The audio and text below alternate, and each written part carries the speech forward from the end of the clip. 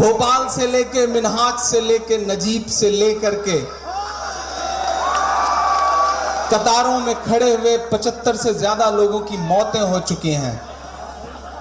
लेकिन कभी घड़ियाली आंसू तो कभी हंसी, सिलसिला चल रहा है साहब। मैं 4 मिसरे पढ़ता हूं कि और कितना हमें बर्बाद करोगे साहिब। साहिब आप पहुंच जाएंगे वहां तक, मैं नाम नहीं लूंगा, नहीं आप जान जाएंगे कि मैं आदरणीय नरेंद्र मोदी जी की बात कर रहा हूं। मैं पढ़ता हूं साहब कि और कितना हमें बर्बाद करोगे साहिब, क्या सितम और नया ईजाद करोगे साहिब, क्या सितम और नया ईजाद करोगे साहिब। खुद के औलाद नहीं है तो बताओ इतना, कितनी माँ को बे औलाद करोगे साहिब, करोगे साहिब। कितनी माँ को बे औलाद करोगे साहिब, करोगे साहिब। 4 मिसरे और पढ़ता हूं साहब, बस थोड़ा सा आप पे ठंड का असर हुआ है, लेकिन मैं इंशाल्लाह उम्मीद कर रहा हूं कि थोड़ी देर में आपके अंदर जोश आ जाएगा, जुनून आ जाएगा। मैं 4 मिसरे और पढ़ता हूं साहब। अच्छा, एक झटके में इस देश की 86% करेंसी के लिए साहब नमूदार होते हैं टीवी चैनल्स पर 8 बजे के आसपास और कहते हैं रद्दी का टुकड़ा है। लोग परेशान, दूसरे दिन से लोग लाइनों में, और साहब जापान जाकर के कहते हैं कि देश दुआएं दे रहा है, देश आशीर्वाद दे रहा है भाइयों बहनों, देश आशीर्वाद दे रहा है। हाँ साहब, देश आशीर्वाद तो दे रहा है। आशीर्वाद की बहुत सारी वीडियो सोशल मीडिया पे टहल रही हैं, तैर रही हैं। हमारे भी कान में आशीर्वाद की वीडियोस आई हैं साहब। एक बार आप भी सुन लीजिए तो समझ में आ जाए कि देश कितनी दुआएं दे रहा है। देश वाकई दुआएं दे रहा है। नोटबंदी कर दी गई साहब। कतारों का आलम यह है अनवर भाई कि गांव में एक आदमी लाइन में खड़ा था, तो पड़ोस में गुजर रहे एक दोस्त ने उससे कहा कि क्यों भाई, बैंक तो शहर में है, यहाँ क्या कर रहे हो? उसने कहा कि बैंक शहर में ही है, लाइन शहर से गांव तक आ गई है, मैं उसी लाइन में खड़ा हुआ हूं। एक आदमी ने दरवाजा खटखटाया, अंदर से बच्चे ने झांक के कहा कि मम्मी कोई दाढ़ी वाले बाबा आए हैं। तो माँ ने कहा कि गौर से देखो, तुम्हारे पिताजी होंगे, 6 दिन पहले नोट बदलवाने गए थे, लाइन में लगे थे, आज लौट करके आए। ये आलम हो गया है। लेकिन साहब, अगर आपने अच्छा फैसला किया होता, आपकी मंशा अच्छी होती, तो हम आपके साथ खड़े होते। लेकिन आपकी मंशा कहीं से भी अच्छी नहीं है। पिछले जो कुछ दिन गुजरे हैं उसमें 1,24,000 करोड़ रुपए के कारोबार का नुकसान हुआ है देश का, और आप कह रहे हैं कि आप देश हित में सब कुछ कर रहे हैं। देश हित का ठेका सिर्फ अवाम ने ले रखा है। आप गोवा से लेकर के, कर्नाटक से लेकर के महाराष्ट्र तक के 3 भाषण में 3 घंटे में 3 कपड़ा बदलेंगे। पिछले 2.5 साल में 70 करोड़ रुपए का कपड़ा पहनेंगे, और आप कहेंगे कि देश हित का ठेका अवाम ले?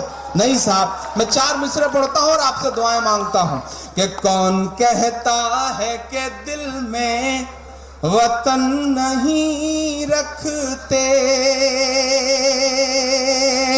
कौन कहता है कि दिल में वतन नहीं रखते, तुम्हारी तरह से नफरत का मन नहीं रखते, नोटबंदी से डराओ ना हमें, हम वो हैं। अगला मिसरा सच्चा लगे तो तालियों में बदल देना, पहुंचा देना दिल्ली तक इन मिसरों को। मैं पढ़ता हूं साहब। कौन कहता है कि दिल में वतन नहीं रखते, तुम्हारी तरह से नफरत का मन नहीं रखते, नोटबंदी से डराओ ना हमें, हम वो हैं, ज़कात देते हैं हम काला धन नहीं रखते, हम नहीं रखते। बहुत अच्छे इमरान, जिंदाबाद, वाह वाह वाह वाह। धन नहीं रखते, हम नहीं रखते। बहुत शुक्रिया, बहुत मोहब्बत है। जो पीछे के लोग हैं जरा सा आप सबकी भी शिरकत हो साहब। इधर सीधे सीधे देखिए। अच्छा ये बिजनौर है रुचि वीरा जी, बड़े शरीफ लोग हैं, थोड़ा देर से बातों को समझ पाते हैं। वो बिजनौर के डॉक्टर साहब दिल्ली में प्रैक्टिस कर रहे थे अस्पताल खोल के। एक मरीज उनके पास पहुंचा अपने भाई को लेकर के, तो भाई ने कहा कि डॉक्टर साहब मेरे भाई का पैर मुसलसल नीला पड़ता जा रहा है। अब बार बार मैं डॉक्टर साहब कहूं तो आप रहमान साहब की तरफ मत देखिएगा, इनका मसला नहीं है वो। मेरे भाई का पैर नीला पड़ता जा रहा है। डॉक्टर साहब ने गौर से देख के कहा कि पूरे पैर में जहर फैल गया है, पैर काटना पड़ेगा। डर गया वो बेचारा, उसने कहा ठीक है साहब जहर फैल गया है तो बेहतर है आप काट दीजिए। डॉक्टर साहब ने ले जा करके पैर काट दिया। दूसरे दिन फिर मरीज अपने भाई के साथ, भाई ने कहा डॉक्टर साहब आपने कैसे पैर काटा, जहर फिर फैल रहा है, पूरा पैर नीला पड़ता जा रहा है।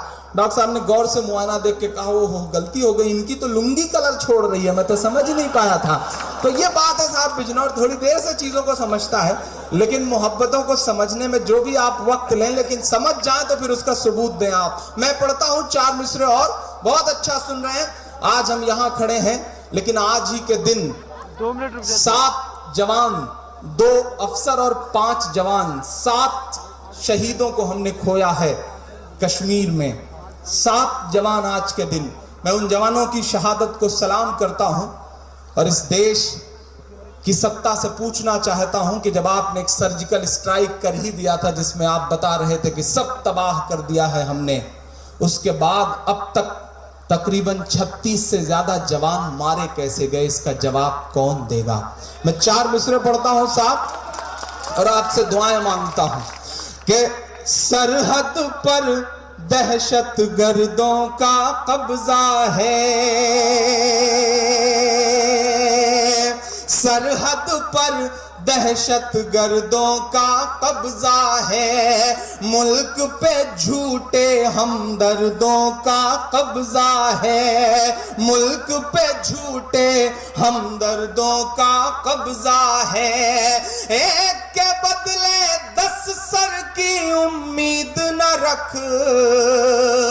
एक शायर का गुस्सा बोल रहा है, अगर आपके भी दिल का गुस्सा यही हो तो इसे तालियों में बदल के पहुंचाइएगा दिल्ली तक। मैं पढ़ता हूं, मैं हिम्मत करता हूं, मुझको जालिम का तरफदार नहीं लिख सकते, कम से कम वो मुझे लाचार नहीं लिख सकते। जहां हथेली पे लिए बोल रहा हूं जो सच, उसको इस देश के अखबार नहीं लिख सकते, उसको इस देश के अखबार नहीं लिख सकते। मैं हिम्मत करता हूं, लेकिन आपकी दुआओं के भरोसे हिम्मत करता हूं कि सरहद पर दहशत गर्दों का कब्जा है, मुल्क पे झूठे हमदर्दों का कब्जा है। एक के बदले 10 सर की उम्मीद न रख। देना मेरा सूरज लहू लुहान पड़ा है चाहत का, साहिब रोशनदान की बातें करते हैं। एक कश्मीर संभाले नहीं संभलता है, और बलूचिस्तान की बातें करते हैं, और बलूचिस्तान की बातें करते हैं। आपकी जानकारी के लिए बताऊं साहब कि जितने जवान शहीद हुए हैं, उरी में 19 जवान हमारे मुल्क के शहीद हुए। मैं सलाम करूंगा उनकी शहादत को जिन्होंने अपनी लाशों पर हिंदुस्तान की नींव को मजबूत रखा है। मैं सलाम करूंगा 29 जवान जो पिछले दिनों वायुसेना के विमान में गायब हैं, तकरीबन 2.5-3 महीने से। सर्जिकल स्ट्राइक की क्रेडिट लेने के लिए बड़े बड़े पोस्टर चिपकवाने वाला कोई भी शख्स निकल करके ये नहीं बताने के लिए तैयार है कि वो 29 जवान पिछले 3 महीने से कहां हैं। तसव्वुर करिए कि उनके घर वालों के हाल क्या होंगे। एक जवान जिंदा पकड़ा गया है, पाकिस्तान के कब्जे में है, लेकिन ये बड़ी बड़ी बातें करने वाले लोग उस पर चुप हो जाते हैं। शर्म तो तब आती है कि जब जेल में एक कातिल मरता है तो उसकी लाश पर तिरंगा डलने के बाद एक सेंट्रल गवर्नमेंट का मिनिस्टर जा करके उसे नमन करता है, लेकिन एक भी मिनिस्टर पूरी बात होने दीजिए। एक भी मिनिस्टर सेंट्रल गवर्नमेंट का, नॉट ए सिंगल कोई मिनिस्टर आज तक, जितने जवान इस बीच शहीद हुए हैं, एक भी जवान की शव यात्रा में शामिल होने के लिए नहीं गया। क्या राष्ट्रवाद की बातें यही होती हैं? मैं 4 मिसरे पढ़ता हूं साहब। ऊपर से तिरंगे के अपमान वाली खबरों में भी देश के मंत्री शामिल हैं। नहीं साहब, हम नहीं कबूल कर सकते इस बात को। हमें तिरंगे की अजमत और उसकी खूबसूरती से प्यार है। मैं 4 मिसरे पढ़ता हूं साहब कि अच्छा मुहूर्त है इसी साल चला जाए। थोड़ा सा आइए जोश में, आप बीच के भी लोग आप मेरा साथ दें। मैं पढ़ता हूं, एक जुमला उछलता है साहब। कुछ अजीब अजीब चेहरे वाले लोग कहते हैं कि लीजिए टिकट, पाकिस्तान चले जाइए। हम क्यों चले जाएं साहब? ये हमारे बाप दादा का मुल्क है, हम क्यों चले जाएं? हम नहीं जाएंगे। और जो ये बातें कहते हैं उन्हें बता दिया जाए कि आप बाय डिफॉल्ट हिंदुस्तानी हैं, हम बाय चॉइस हिंदुस्तानी हैं। हमने हिंदुस्तान को चुना है। इस मुल्क पर हमारा हक आपसे 1 गुना ज्यादा है, क्योंकि हम चाहते तो पड़ोस में जा सकते थे। उधर से जिन्ना साहब आवाज लगा रहे थे कि मुसलमानों चले आओ, लेकिन जब जामा मस्जिद की मिंबर से मौलाना अबुल कलाम आजाद ने कहा कि नहीं ठहर जाओ, यही तुम्हारा मुल्क है, तो आज ये जो लोग सामने दिखाई पड़ रहे हैं, इन्होंने कहा कि नहीं यही सच में हमारा मुल्क है। हमारी उस मोहब्बत की तो कद्र करिए। मैं 4 मिसरे पढ़ता हूं साहब कि अच्छा मुहूर्त है इसी साल चला जाए, लेकर के तंबू तिरपाल चला जाए, लेकर के तंबू तिरपाल चला जाए। जिसको तिरंगे की अजमत से प्यार नहीं, बात सच्ची हो तो साथ देना मेरा। जिसको तिरंगे की अजमत से प्यार नहीं, भारत छोड़ के वो नेपाल चला जाए, भारत छोड़ के वो नेपाल चला जाए, भारत छोड़ के वो नेपाल चला जाए। जिसको तिरंगे की अजमत से प्यार नहीं, भारत छोड़ के वो नेपाल चला जाए। बहुत शुक्रिया, बहुत मोहब्बत है। एक नज्म आपको सुनाना है, बिल्कुल ताज़ा सी, बिल्कुल नई सी। वो सुनाने के लिए अब तक मैं सारी बदमाशियां कर रहा था, आपको मूड में लाने की कोशिश कर रहा था। बस थोड़ा सा आप और जुड़ जाएं, क्योंकि आपकी दाद, आपकी मोहब्बतें हमारे लिए वैसे ही हैं जैसे अमर सिंह के लिए जया प्रदा। तो थोड़ा सा ठीक ठाक ढंग से बजेंगी तो अच्छा रहेगा।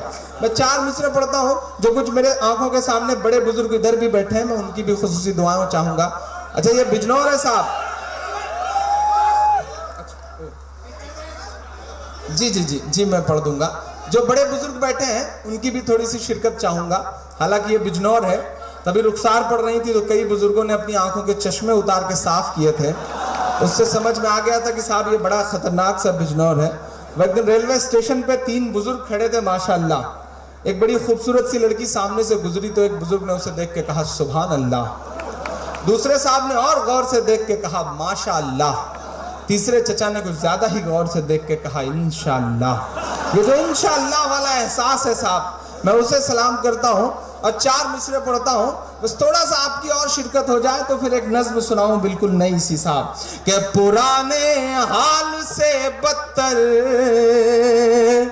सभी का हाल कर डाला, पुराने हाल से बदतर सभी का हाल कर डाला। कभी कश्मीर कर डाला, कभी भोपाल कर डाला, कभी कश्मीर कर डाला, कभी भोपाल कर डाला। कहाँ वादा था हर खाते में 15 लाख आएंगे, कहाँ वादा था हर खाते में 15 लाख आएंगे, कहाँ सब ले लिया हर शख्स को कंगाल कर डाला, कहाँ सब ले लिया हर शख्स को कंगाल कर डाला। बिजनौर वालों, कभी सोचा है आपने कि आप 500 के पुराने नोट से डीजल खरीद सकते हैं, पेट्रोल खरीद सकते हैं, लेकिन दूध नहीं खरीद सकते, सब्जी नहीं खरीद सकते, अनाज नहीं खरीद सकते? क्यों? क्योंकि डीजल और पेट्रोल अंबानी का है, दूध, सब्जी और अनाज किसान का है। उनका सामान बिकेगा पुराने नोट से भी, लेकिन आपका सामान नहीं बिकेगा। कभी आपने सोचा है आपने कैसी हुकूमत अपनी आंखों के सामने रखी है? आपने कभी सोचा है कि इधर नोटबंदी से लोग कतारों में मर रहे हैं, उधर कब विजय माल्या समेत देश के कई बड़े उद्योगपतियों का कर्जा एसबीआई ने साइलेंट मोड में डाल दिया, यानी कि वसूल पाने की उम्मीद खत्म कर दी? कभी आपने सोचा है कि ये सरकार इस वक्त देश की बैंक जो है वो कर्जे में है, लेकिन अडानी को 72,000 करोड़ का कर्जा पिछले दिनों सैंक्शन हो गया? कभी आपने सोचा है साहब? नहीं सोचा। मैं एक नज्म पढ़ता हूं कि जालिम तानाशाह की देखो ये कैसी मनमानी है, जालिम तानाशाह की देखो ये कैसी मनमानी है, जालिम तानाशाह की देखो ये कैसी मनमानी है। कारोबार हुए हैं चौपट और बर्बाद किसानी है, कारोबार हुए हैं चौपट और बर्बाद किसानी है। लगता है उस शख्स ने हिटलर बन जाने की ठानी है। अगला मिसरा सच्चा हो तो मुहर लगा देना मेरी बात पे, बिल्कुल नई सी नज़्म सुना रहा हूं। लगता है उस शख्स ने हिटलर बन जाने की ठानी है, कोई बताए किस लाइन में खड़ा कोई अंबानी है, कोई बताए किस लाइन में खड़ा कोई अंबानी है, कोई बताए किस लाइन में खड़ा कोई अंबानी है। जालिम तानाशाह की देखो ये कैसी मनमानी है। मित्रों, काला धन आएगा कि नहीं आएगा? 15 लाख खाते में आएगा कि नहीं आएगा? जो कहते थे 100 दिन के अंदर काला धन लाएंगे, जो कहते थे 100 दिन के अंदर काला धन लाएंगे, काला धन ना ला पाए तो खुद फांसी चढ़ जाएंगे, काला धन ना ला पाए तो खुद फांसी चढ़ जाएंगे। 2.5 साल हुए हैं फिर भी जुमलेबाजी चालू है, 2.5 साल हुए हैं फिर भी जुमलेबाजी चालू है। और भक्तों को लगता है कि साहिब बड़ा दयालु है, और भक्तों को लगता है कि साहिब बड़ा दयालु है। देश कतार में खड़ा है रुचि वीरा जी, और तर्क कैसे कैसे दे रहे हैं भक्तगण कि सरहद पर सेना का जवान कई दिन देश की हिफाजत में लाइन में सरहद पर खड़ा रह सकता है, तो आप बैंक की लाइन में क्यों नहीं लगे रह सकते? कैसे कैसे तर्क दिए जा रहे हैं। एक बैंक में लाइन लगी थी, सब तपे हुए तो कोस रहे थे साहब को। एक भक्त पहुंचा, उसने कहा कि आप देश हित में लाइन में नहीं लगे रह सकते जब सेना का जवान लाइन में रहता है, -डिग्री टेम्परेचर में रहता है। एक पहलवान साहब सामने खड़े थे, बिजनौर के थे, गुस्सा आ गया, पलट के कूट दिया उन्होंने बल भर। तो उन्होंने कहा भैया, भक्त ने कहा मैं तो बस समझा रहा था, आप तो हिंसा पे उतारू हो गए। तो पहलवान साहब ने कहा कि जब देश हित में एक सेना का जवान अपने सीने पे गोली खा सकता है, तो तुम 10-20 लाख भी नहीं खा सकते देश हित में साहब। ये हालत हो गई है। कैसे कैसे तर्क गढ़े जा रहे हैं। मैं पढ़ता हूं साहब, 2.5 साल हुए हैं फिर भी जुमलेबाजी चालू है, और भक्तों को लगता है कि साहिब बड़ा दयालु है। जिस दिन नोटबंदी लागू की गई, उस दिन एक भक्त ने स्टेटस अपडेट किया था कि अगर आप सचमुच में मोदी विरोधी हैं तो अपनी 500 और 1000 की नोट नई से ना बदल के मोदी विरोधी होने का सच्चा सबूत दें। तो मैंने नीचे लिखा कि हम सबूत दें या ना दें, लेकिन आप मोदी भक्त हैं, इसका सबूत इस तरह से दें कि आप भी अपनी बीबी को छोड़ के भाग जाएं, तब साबित होगा कि आप मोदी जी के सच्चे भक्त हैं। मैं पढ़ता हूं साहब, तर्कों के साथ बात तो करनी पड़ेगी, बात करनी पड़ेगी साहब। आप काला धन लाने की बात करते हैं, इस आपकी व्यवस्था से सिर्फ 1% काला धन आ सकता है, लेकिन कभी आपने सोचा है कि जो 70-80 लोग कतारों में लगे हुए मर गए, उनका जवाब कौन देगा? इस देश के 87 करोड़ लोगों पर 85,000 करोड़ रुपया कर्जा है, सिर्फ 87 लोगों पर 85,000 करोड़ रुपए का कर्ज है। हिम्मत है तो उनसे वसूलिए, इन बेचार गरीबे लोगों से, ये जो इनके पास 2-4 हजार रुपए रखे हैं, उन्हें लाइन में लगवा के आप लग रहा है कि आप देश हित में, और आप जापान में जाके हंसते हैं, गोवा में आके रोते हैं, माँ को लाइन में लगा देते हैं 4,500 रुपए के लिए, और जिस दिन आपकी माँ 4,500 निकाल लेती है, दूसरे दिन से 2,500 कर देते हैं। आपकी माँ निकाले तो 4,500, हमारी अम्मी निकाले तो 2,000।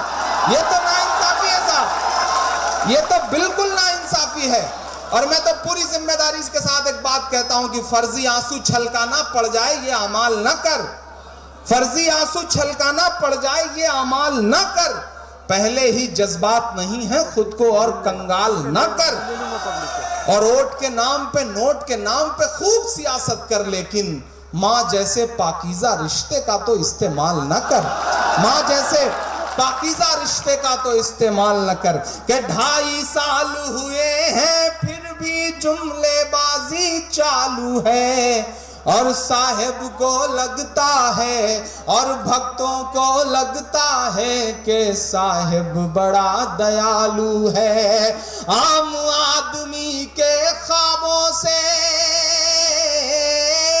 आम आदमी के ख्वाबों से ये तो बेईमानी है।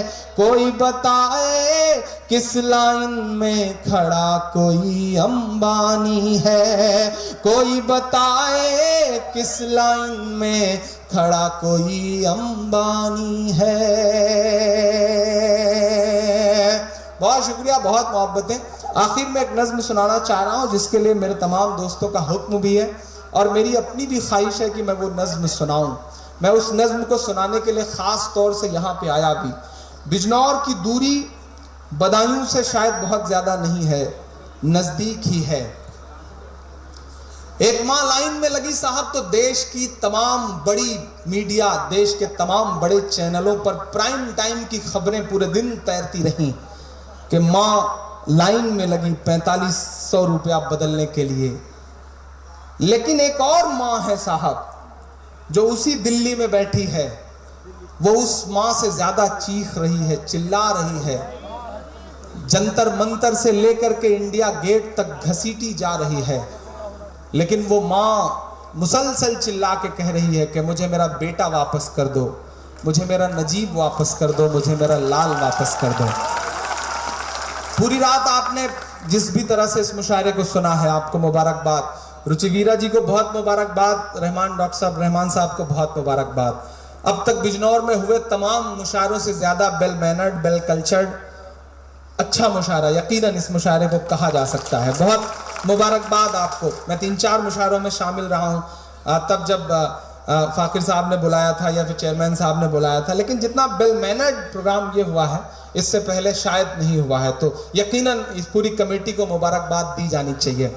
लेकिन मेरे जिन दोस्तों को सेल्फी से दूर रखा गया है उनका भी हक है, मैं आऊँगा इंशाल्लाह, आप सबके साथ फोटोज खिंचवाऊंगा, ये वादा कर रहा हूँ।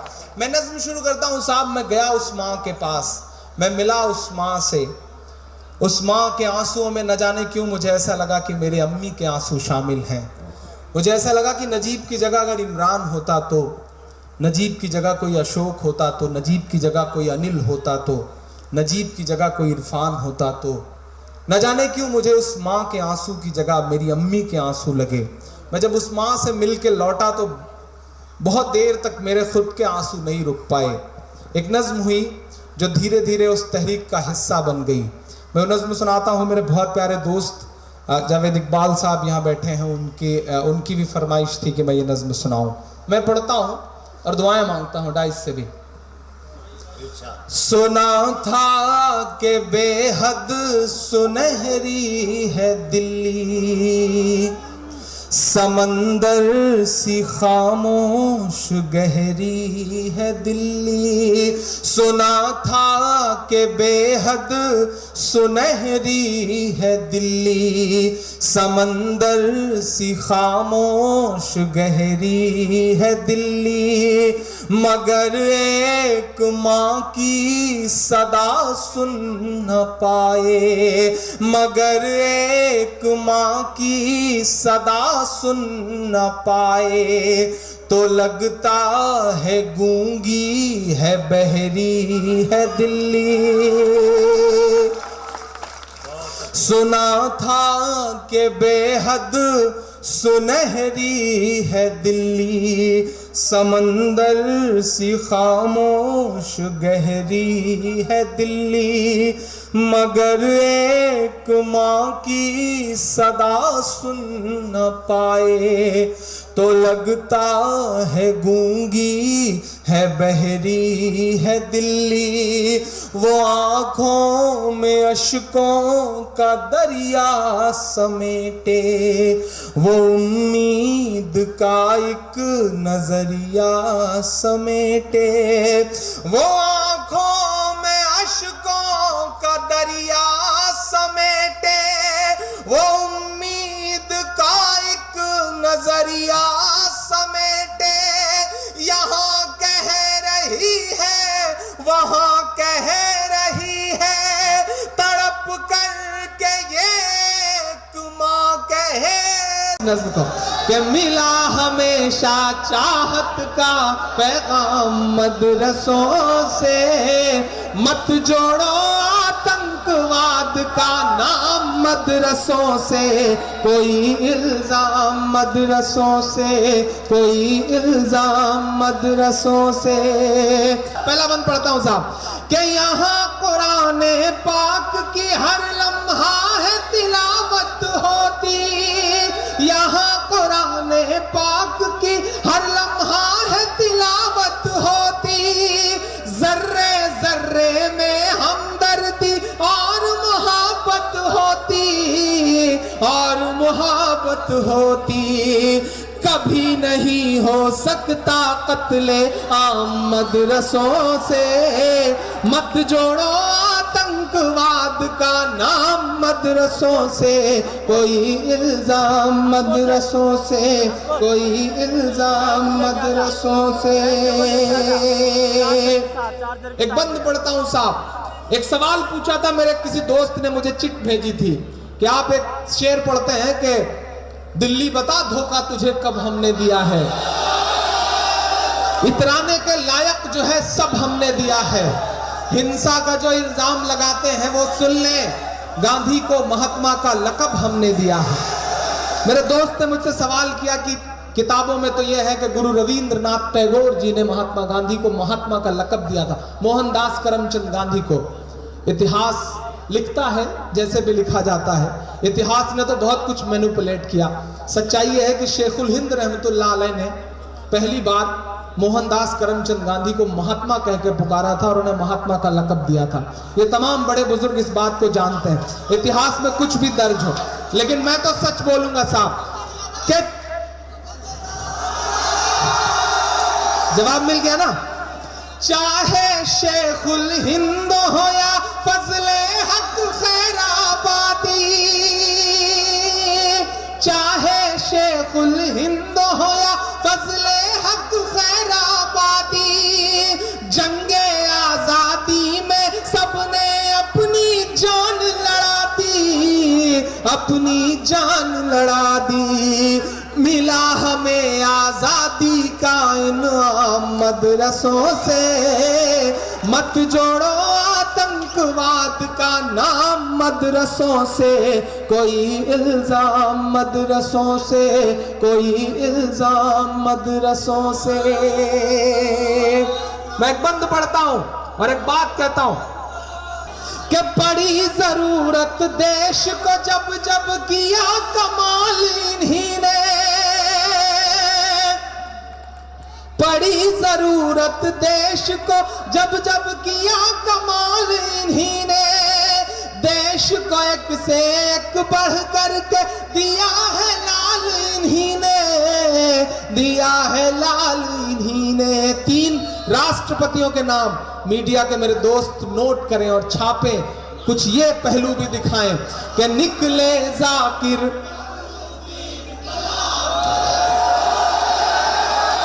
बहुत शुक्रिया, बहुत मोहब्बतें। निकले जाकिर फखरुद्दीन कलाम मदरसों से, मत जोड़ो आतंकवाद का नाम मदरसों से। कोई इल्जाम मदरसों से, कोई इल्जाम मदरसों से।